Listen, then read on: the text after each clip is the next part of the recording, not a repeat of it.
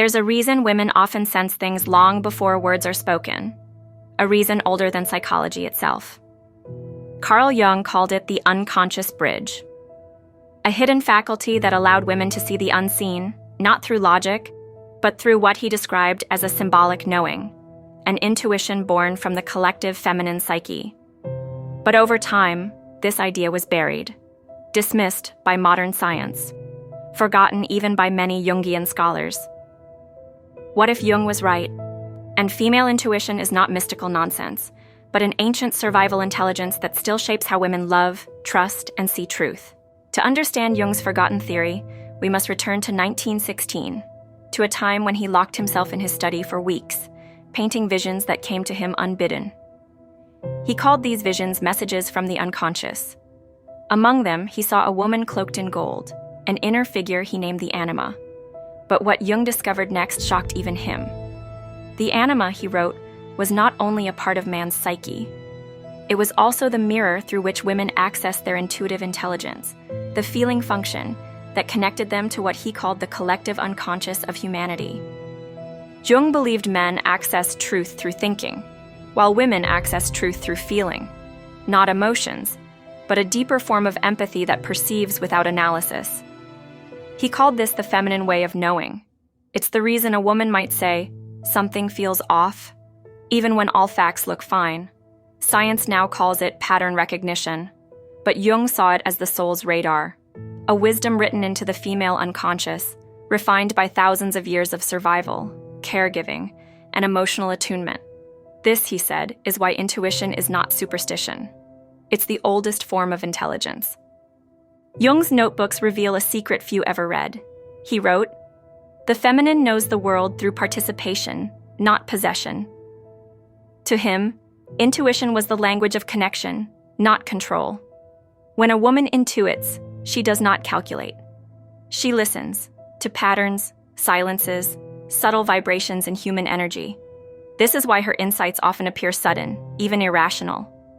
But to Jung, intuition was a right brain prophecy, the unconscious solving what the conscious mind ignores. He saw in women a bridge between worlds, the emotional and the spiritual, the body and the mind. And he feared, one day, the modern world would silence it. By the 1920s, psychology began chasing logic, numbers, and data. Female intuition, once revered in myth as the oracle, the muse, the mother, was rebranded as irrational. Jung stood almost alone, defending it. He argued that women carried an ancient memory, a collective imprint of emotional intelligence shaped across generations. That intuition was not guesswork, but the soul's pattern memory. He wrote, "The body remembers before the brain does. When a woman senses betrayal, danger, or love before it's spoken, she is not imagining. She is reading a field of meaning older than speech itself." But Jung also warned, intuition without grounding can turn to illusion. He saw women consumed by intuition, detached from reason, becoming lost in emotion's maze. The balance, he said, was integration, the union of intuition with awareness. This union became the heart of his later work, the individuation process. It meant becoming whole, blending feeling and thought, logic and love. He wrote that when a woman honors her intuition consciously, she transforms it from impulse to wisdom. That is where true power lies, not in sensing everything, but in understanding what those sensations mean. In Jung's private journals, the ones never meant for publication, he described what he called the feminine oracle.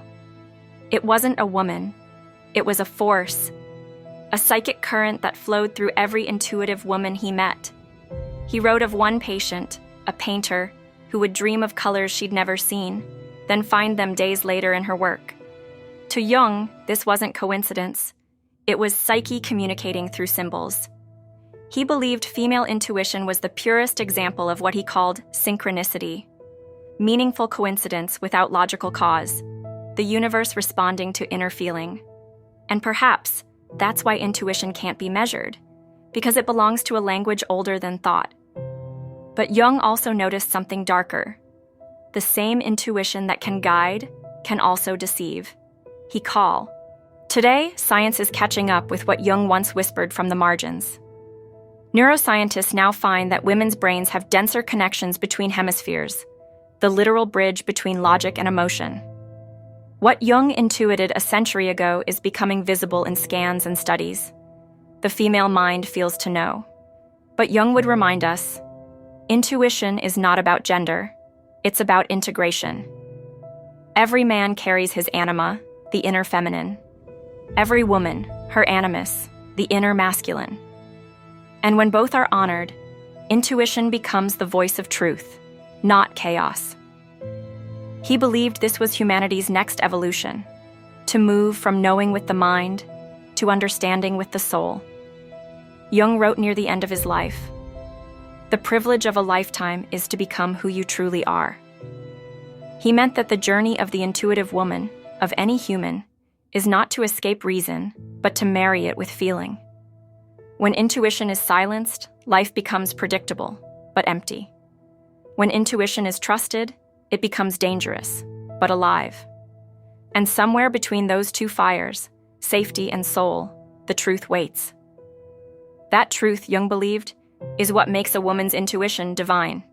It is not a gift. It is a calling. So perhaps the question isn't whether Jung's theory was right, but whether we have grown quiet enough to hear what he tried to tell us. He believed the world's survival depended on the return of the intuitive feminine, not as a gender, but as a force of consciousness that listens before it acts. Maybe that's why you're here, listening to this. Because deep down, something in you already knows. You've always known. And maybe that knowing, that whisper in your chest, is not imagination at all, but the very thing Jung called the soul's secret language.